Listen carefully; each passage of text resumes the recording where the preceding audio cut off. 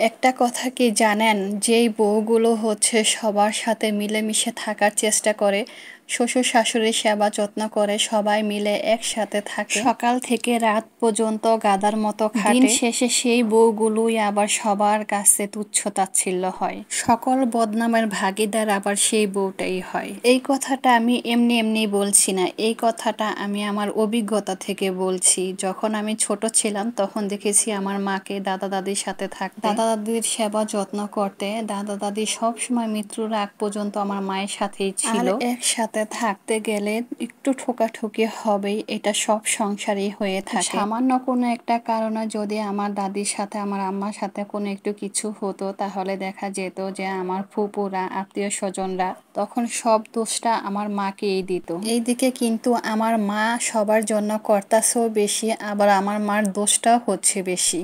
দেখা গেছে আমার সব চাচারা ফুপুরা সবাই যার যার মতো সংসার আলাদা হয়ে সবাই ইস্টাবলিশড, যে যেখানে কাজকর্ম করে সে সেখানে বাড়ি ঘর করে আছে। আমার দাদা দাদি গ্রামে আছে বলে আমার বাবা মা কখনো অন্য কোথাও কোনো যায়নি। আর দাদা দাদির জন্য তারা গ্রামে থেকে গেছে। মাঝে মধ্যে তারা অন্য অন্য ছেলে মেয়েদের বাড়িতে বেড়াতে যেত, আর তারা দেখা যেত সেই ছেলের বউরা গোসলটা পর্যন্ত করাই দিত। আর এই কথাটা বাড়িতে আইসা যদি আমার দাদি বলতো বা ফুপুদের কাছে বলতো, সবাই বলতো ওই ভাবি কত ভালো, তোমাকে কত আদর করে। আর এই জিনিসটা তারা ভুলে যায় যে সব সময় যার কাছে থাকে সে যতটুকু আদর করে এটিই হচ্ছে সবচেয়ে বড় আদর। 2 দিনের জন্য বেড়াতে গেলে এমন আদর সবাই দেখাতে পারে। আমার এই কথাটা হয়তো অনেকের সাথে মিলে যাবে।